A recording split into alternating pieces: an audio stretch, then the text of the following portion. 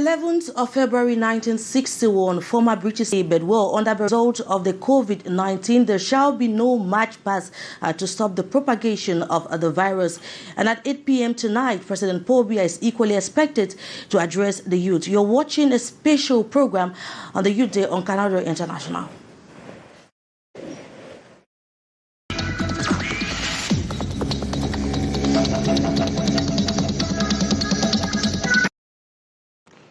Now, joining me to discuss on this very important subject, Cameroon's Youth Day, we have on my extreme left, Barrister Cameroon Limen. He is a political observer. He's equally a barrister at law, president of the Cameroon Limen law firm here in the nation's economic capital, Douala. Hello, thank you so much, Barrister, for joining us in this edition of the program. Thanks so much. It's a pleasure being here, especially for the first time. Okay, we are glad to have you. I equally have on my right Mr. Fabrice. You are a youth leader and you're equally the Secretary General of the Popular Action Party. Thank you so much for accepting our invitation. I'm honored to be your guest, Regina. I'm glad to be a participant of this noble program to 85 Cameroonians and youth of this country on the issues that affect us directly, which is the National Youth Day, the historical aspects of this Youth Day, and other discussions that we'll have this evening. I also want to take this time to greet my co-panelists and all the viewers of Canal International. I'm glad to be your guest. And just right beside me, we have a political analyst. He is Mr. Robert Kedia. Thank you for joining us in today's edition of the program. Thank you very much. Greetings to my co-panelists and special greetings to all Cameroonian youth that are at home watching us now as we speak. When we come back, we shall dive right deep into the debate. Stay with us.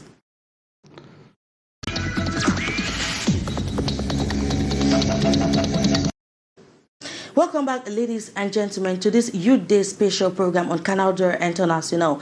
Now, I'd like to start with you, Barrister Cameroon Limen. 11th of February 1961, the plebiscite day. 5 years later, precisely in 1966, the then president designated 11th of February as a Youth Day to demonstrate the youth involvement in nation building. But there are some pundits who claim that the change of the name has to do with distortion of historical facts. What do you have to say to that?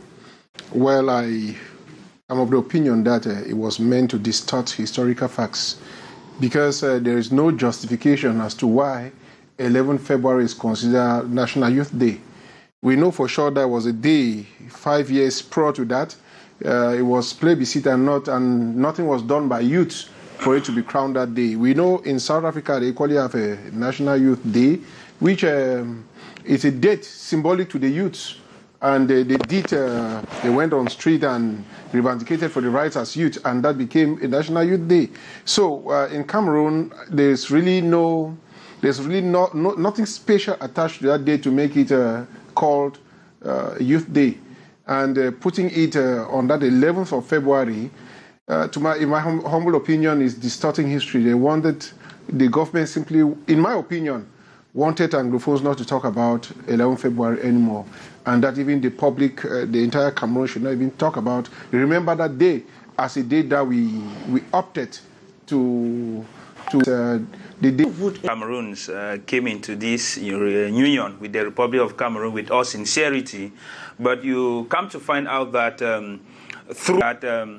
before 1964, in 1961-62, the Youth Day was celebrated in southern Cameroon, only in southern Cameroon, and it was celebrated to celebrate the youth who were the aspirants of the next generation, who were the people to lead the country, to take in front. We had some sort of maneuver that took place because on 1964, it is the Secretary of State for West Cameroon in Boya who wrote to the various administrative officers in the southern Cameroon, or in West Cameroon by then, that they would like to dedicate the Youth Day to the day of plebiscite, thereby annihilating the 26th of October as the Youth Day and adopting 11th of February as Youth Day. Then by 1966, the federal government of Yaoundé under the leadership of President Amadou Ahidjo, therefore came forth and said that, okay, the Youth Day will be now national. Because I want to recall that in 1964, it was only Southern Cameroon that was celebrating it. People of East Cameroon were just invited to be participants of this occasion when they actually choose to dedicate this day of 11 February to youth. And this was under the leadership of Foncha, who was then the premier of West Cameroon. What do we analyze and come out from there? First, we have a remark to make that there is some sort of maneuver, la politique négative, of France, and the French government of Yaoundé, who are always in collaboration to put the genuine intentions of the people of Southern Cameroon who want to come to a what we call gentleman agreement and gentleman living together in such a way that it benefits one people. Because subsequently, after some decades, you discover that the values of the Youth Day, who was to train, groom, nurture youth to be the leaders of tomorrow, disintegrated, as we can see in 2021, where leadership is completely shifted from the youth to the old, taken from the parliament, the senate, the civil service, civil administration. I think we are going we are going to have time to come to that particular issue, the implication of young people in the political life of Cameroon. But I would like to turn to you, Mr. Robert Arcadia, just to find out from you. I mean, we are celebrating the 55th anniversary of Cameroon's Youth Day, but I would like us, and at 8 p.m., like earlier on announced, President Paul Biya is expected to address youth. Last year, President Paul Biya talked about the need for young people to venture into agriculture. Equally talked about the need to fight against drug consumption, which was becoming alarming, especially amongst the young people. Now, we are in 2021. How was all of the promises of Mr. Biya in the speech reflected in 2020?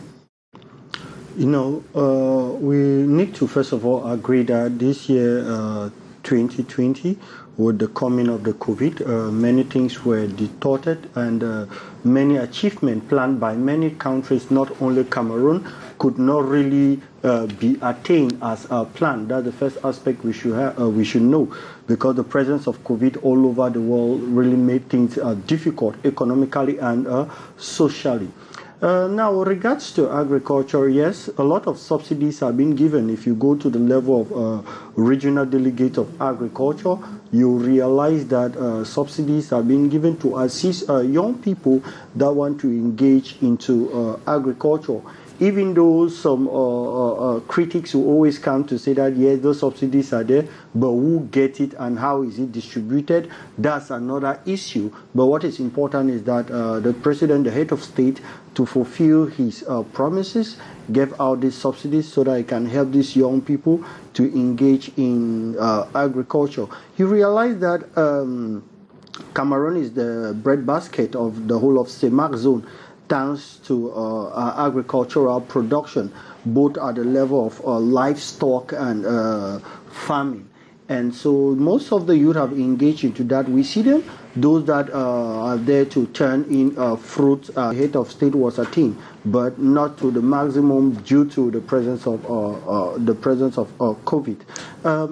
For I accept the fact that Cameroon, with the country, we may have, but we don't spend it. So we should know that all the arrangement of date was done for the interest of the two sides. If you think that maybe that of the French, English-speaking French people too is not being celebrated, maybe it could also be because of assimilation. I'm going to turn right back to accelerate the decentralization process and the granting of the special status to people of the North and Southwest region who have been torn by a 4-year-long conflict. How realistic has that been, Barrister? Well, it sounds like a dream, and that does not reflect the ethos and aspirations of the Anglophones. You know, decentralization was subject in, first of all, is constitutional in the 1996 Constitution, and the president had to wait for almost 25, 26 years before coming. Without putting into consideration that time has changed, and the aspiration of the Anglophones have equally changed. And you see for sure that it has not solved any problem. Nothing has changed. But before I get so much carried by that question, I want to maybe respond to what my colleague on the panel just said, that there was money available for youths to go and collect and do agriculture. I don't think he believes in that statement himself, because agriculture is not only about money.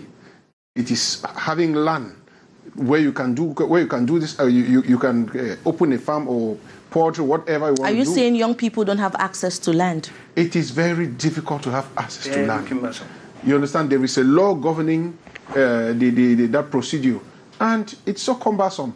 I don't see a young man who will be able to seize the senior divisional officer, move the land consultative board, and do what it takes to have land, to have a grant of land to do farming. And honestly, it beats my imagination to think there is money somewhere in the offices of the administrator waiting for people to come and collect. And then you see the number of Cameroonians who are taking the route to go to Europe. It is not true, and I think that we owe truth to the Cameroon youths. And you equally talked about the fact that they are trying to, that it's not like distorting the historical facts behind 11 February, and it's comparing it with their national day, what independent days of the French Cameroon. Well, those are just facts to support that. There was actually something that went wrong, because we equally had a day. We have a day that we can call a national day. And therefore, if we were coming to celebrate the 11th of February, the government should have put in place or tell us why they choose 11th of February. So I think the government has taken note of the fact that decentralization has not changed anything in this country. Now, let's look at the theme of this year's celebration of a Youth Day, which, by the way, is going to be mostly virtual as a result of the COVID-19. It's going to be celebrated under the theme Youth Resilience, Challenges and Opportunities in the Time of COVID-19. Many people describe 2020 as a very difficult year. Not just was Cameroon faced with the crisis in the Northwest and Southwest region, but Cameroon had to battle with the COVID-19. Mr. Fabrice, I would like to turn to you. How challenging do you think it was for the Cameroonian youth in the face of the COVID-19? Well, you see, this country is having a generational problem, and the generational problem of Cameroon is that we have a set of people who have decided to hype all the resources, institutions, and infrastructure of the country for themselves. And these are people who, according to law, are supposed to be on retirement. I'm talking of people above 50, 60, and 70. The President of the Republic is 87 years old. By virtue of his age, he should be retiring and taking care of his grandchildren, not passing laws to tell you to be resilient, strong, giving promises by speeches every year. We are tired of these obnoxious speeches that do not move any inch further for Cameroonian youths. If youths are frustrated to the level where you see even the COVID-19 that you're talking about, it's difficult for the restrictions to be respected by these youths. Go to Ndoko. But Cameroon has been lauded on several occasions in the management of COVID-19. That's politics, and that's why I say Cameroon government is very good in negative politics, like politique negative, politique to struggle to keep themselves that image that they want to give to the international community and to the domestic naive Cameroonians through hyping of media, bribing of journalists, and so on and so forth. That is what the government of Cameroon does, because there's a discrepancy. There is a big dichotomy between realities of what youth face on the field and reports that is given by government agencies that work with youth, Ministry of Youth Affairs, and even the government of Cameroon. That is, you see a different world of what they are presenting and what Cameroonian youths are living. And then you want that youth should believe in their own country or be so patriotic to people that are not even patriotic to the country by their manner of treating the youth. So the theme of this year, resilience. Cameroon youth are always resilient on their own. It's not even the government of Cameroon to tell them to be resilient. We're always resilient. We have been resilient. Because if you are seeing us being so tough in the face, like the fighting of the COVID-19, first of all, individual. So I would say that the Cameroonian youth individually are conscious, individually are matured enough, so they have their self-discipline, and irrespective of the education system that do not even help them, do not even help the youth, are there to brainwash the youth. The very conscious ones that are aware of what they want know that in the time of COVID, I need to do this, I need to do this, I need to do that in order to survive. I am telling you, Regina, the government of Cameroon have abandoned the youth. It's appalling. And it is a call for concern. Now, we are going to take a quick break. I mean, talking about a particular group of people who are facing difficulties, are youth who find themselves in the northwest and southwest regions of the country.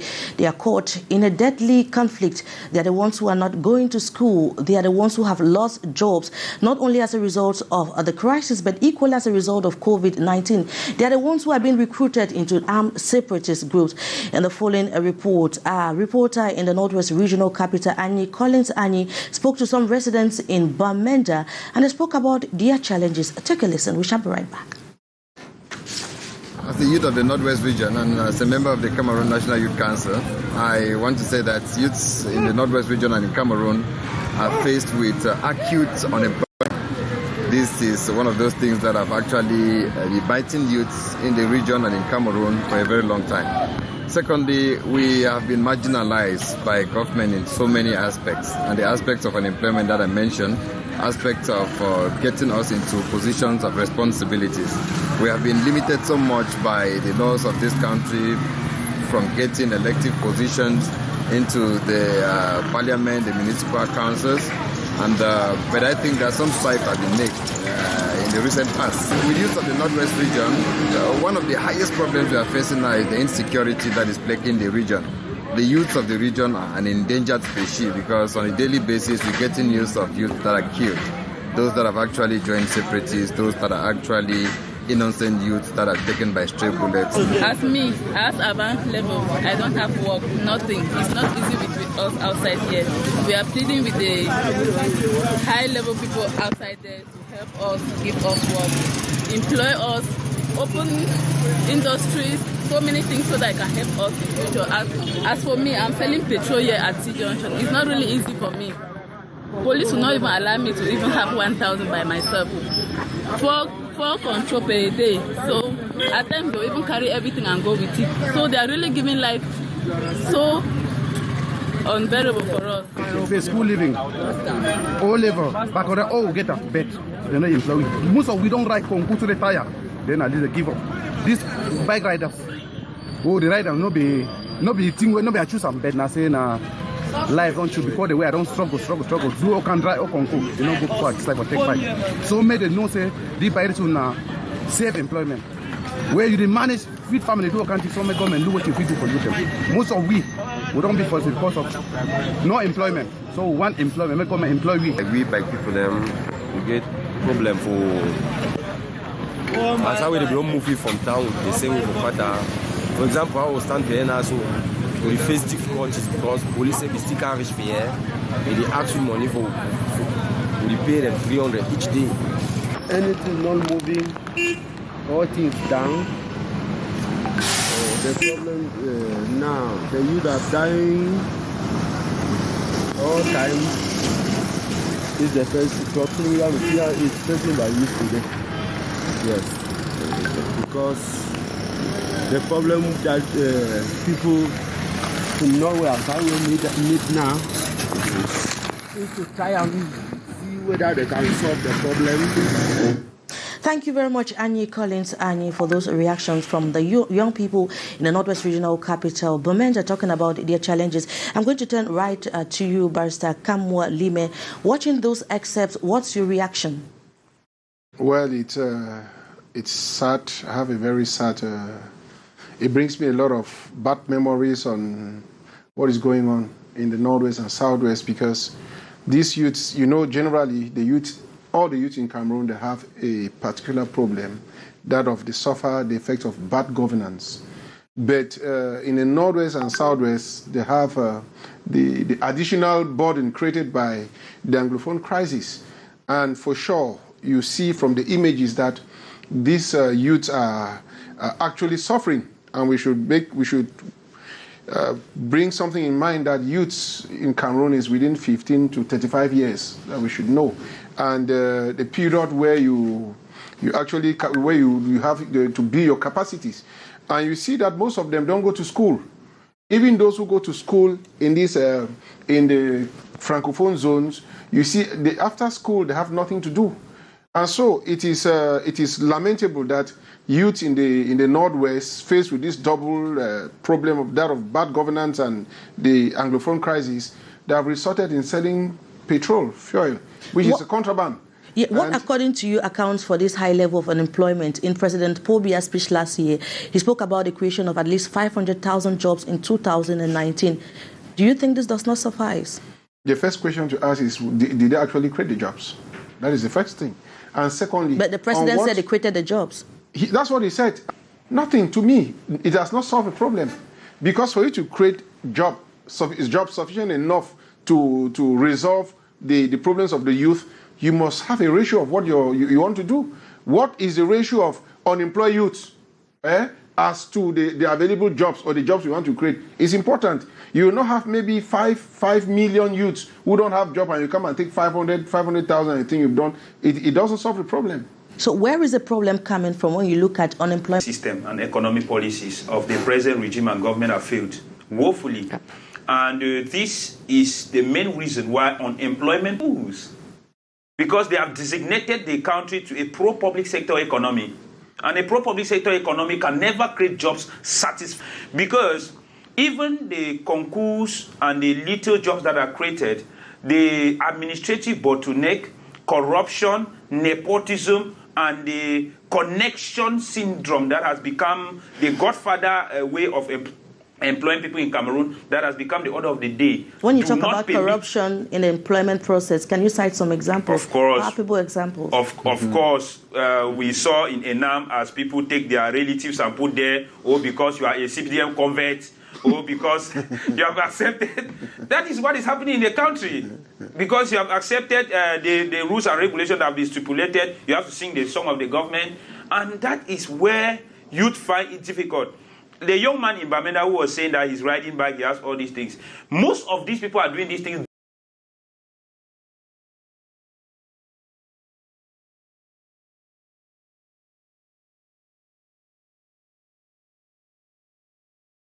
Only the few talented who are ready to go the extra mile will be able to be employed. And when you look at the way our government is functioning, you begin to ask yourself, what will account for a 70-year-old man who has been working for the past 40, 50 years in public service, entered in that public service when he was as young as below 35, has amassed wealth, built comfortable homes, still be doing there if it is not wickedness? Because sometimes I ask these things, what will somebody at that age be really doing there if it is not wickedness?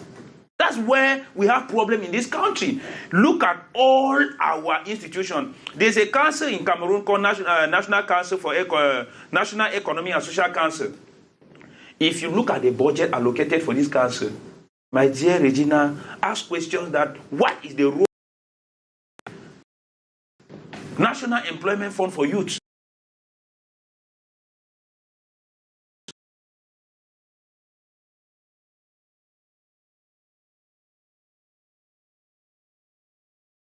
With what Mr. Fabrice... I totally disagree. And underemployment. We should be able to distinguish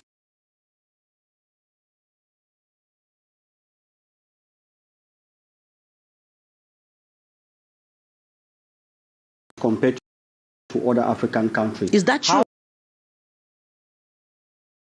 Our product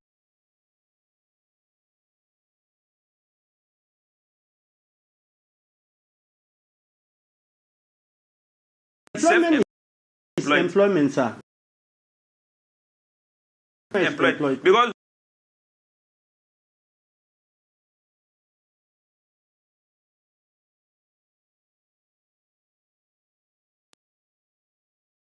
that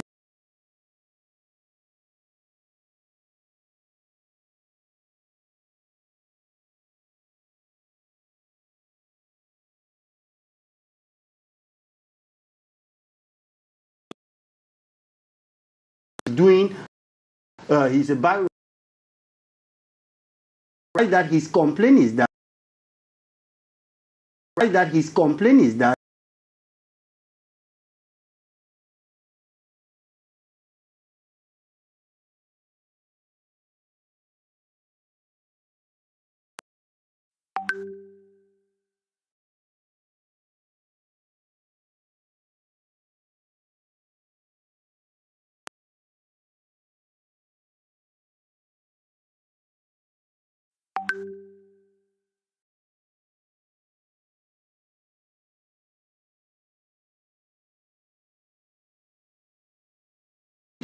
After the Mukete's family, he comes in. So when he says people should go into agriculture, they should understand that that is his field, and he has seen how heeded to the call. Why do you think young people, despite the calls made by President Paul Biya, have not actually taken up agriculture to the extent that they can employ themselves and equally employ others? Do you think the conditions are favorable enough? When you say they have not, I get confused there because I know we are talking about statistics.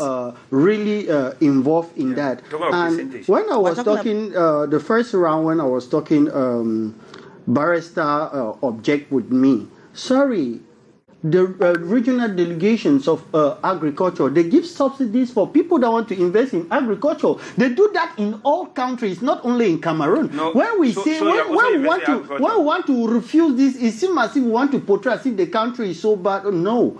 When it comes to agriculture, I know people that have received subsidies, assistance from the government to go into agriculture, which is supposed to be appreciated. Yes, I think Barrister Kamwa I think we could complain that maybe the number is not enough and ask the head of state to put more effort again for the youth. That would be comprehensive. That's okay. But when we are saying that it has not been done, then that's a total bias. Barrister Kamwa, you wanted to say something? Yes, I honestly want not to believe that my brother is talking about the Cameroon that we live in.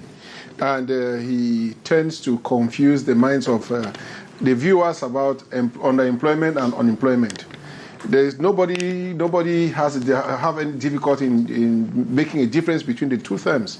But what I want to ask him is, somebody who is fighting for survival, can you consider that person as being employed? The answer is no. When you see majority of the Cameroonians doing the things they are doing, they do just to survive. And so you cannot rightly consider that as employment.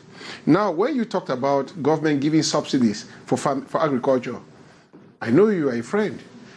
Have you benefited personally? You know the people. You know where they give those subsidies. You know where, and even inviting some of us. So if it's not your sector, then you should agree with me that they press. You see, and now, as I said before, how do you acquire land? When you go and get those subsidies, do they give you land? They don't give you land. Cameroonians are not employed. Cameroonians are suffering because the policies of the government. It's catastrophic government to attain full employment. And if you know the percentage of unemployment, the official rate, you agree with me that we've not started employing people in Cameroon. Now, when we watched the video from Bamenda, one of the points that was raised by a young man in Bamenda was young people are not able to have seats in a parliament. I'm going to turn to you, Mr. Fabrice Lena. What stops young people from actually getting involved in politics the way they should? In as much as I blame the Cameroon government for being an irresponsible government towards the youth, I also want to call the youth to take their responsibilities and civic right to engage in politics. Because, you know, based on my social media outing, some of the articles I write and some of the interactions I have with youth groups, my activities in the University of Yaoundé, tous, my youth movements that I do with youth, I come to realize that very few youths are interested in political process or taking leadership in politics. And this is because most of them have this problem of fear. Most of them have this problem of fear. And I want to tell my fellow youth that we need to first of all overcome fear. And we need to understand that these people, these old people who are unwilling to relinquish power are not going to allow it for us to take it by bed of roses.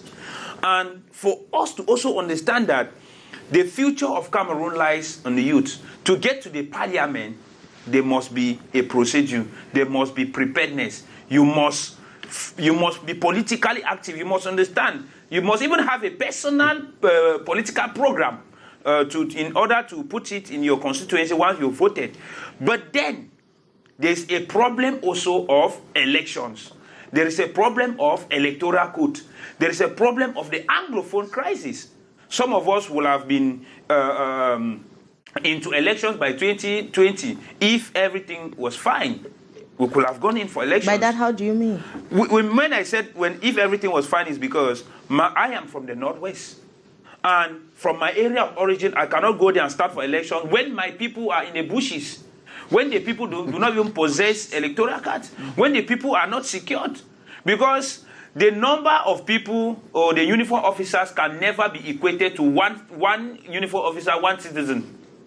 Or the number of people who are supposed to go and vote, or you are going to mobilize for an opposition that you are competing with another party that is in power, will have the same equal level of protection. You get it? So it's difficult to go for elections in time of crisis like what is happening, because it's not a strike. We are talking of armed conflict where there is life and death, where people are dying every day because of even stray bullets that do not concern them. So in this light, I want to first of all call young people that let's understand that we need to get to politics. We need to block our zone. We need to block the Anglophone zone by getting the majority seats in the parliament when the time comes. Because what I believe in now is that if we keep on drifting away, it will be difficult for us to actually get the power that we want, because not participating is giving these people illegitimate legitimacy. And that's what is making them to actually I would just like to turn to you. I mean, there is a common adage that goes that youth are the future of tomorrow. Some even say that they are the future of today. How important, how crucial is it for young people to be implicated in the political process? Let's take the case of Cameroon. It is very important for the youth to be involved in politics, but there is something my brother missed out, which is when you look at the electoral landscape in Cameroon, you see that majority seats are always won by CPTM. When you go now into CPTM, there is something they do. You don't come and choose to be a parliamentarian. Yeah. They have a central committee. Everything is done at that level. And youths are not given priority. They are not given the privilege to run. If youth were given those priority, I'm very sure that my brother here would have been a parliamentarian because he's good enough to be one. You see, so the laws, first of all, going to an election does not make you become a parliamentarian. Of course. Right? It's just a step to become. And the laws are not favorable for the youth. And you see, it comes to answer your question. Look at our institutions. Look at the Senate. You find old people. People cannot deliver. Go to the Parliament. The same thing. Go to the Constitutional Council. The same thing. So if the youth are not well trained, how do they take over from the old generation? It becomes a problem. There will be a gap. Well, by that you're saying that there is need for young people to take up the challenge, just like Mr. Fabrice Lena said, and get implicated in the political process. I'm going to turn to you, Mr. Robert Arcadia. This time around, we'll talk about something a bit different, but it's still linked with the youth. One of the points that were raised by the President of the Republic in his last speech address to the youth is the problem of drug consumption, which has become very disturbing, especially amongst young people. We have had incidents in schools where young people are caught with very dangerous drugs. I mean, as a young man, why do you think there is this rise in the level of consumption of hard drugs among young people? About the issue of drug, the responsibility are supposed to be shared, both at the level of our security forces, both at the level of our parents, the responsibility of parents, and at the level of school milieus, those that are in charge of schools. This responsibility is supposed to be shared. And if we share this responsibility and everybody has his position to do what he or she is supposed to do, then the problem of drug will come to an end. And it is very, very important we should know about this aspect. If we dare play the game blame, the blame game. Yeah, the blaming game. That no, it is supposed to be the forces of law and order. How is it transacted? How is it coming in? Oh, the other one say no, they are the parents. The other one say no, school milieu. If we go into that, they will mess up everything. Parents are supposed to be very, very sharp and conscious to know if there is any light changes with regard to the attitude and behavior of their children, to know what is actually happening. in school milieu. These children, they go into with this drug into school. They go with knife into the school campuses, which we saw what they did 2019.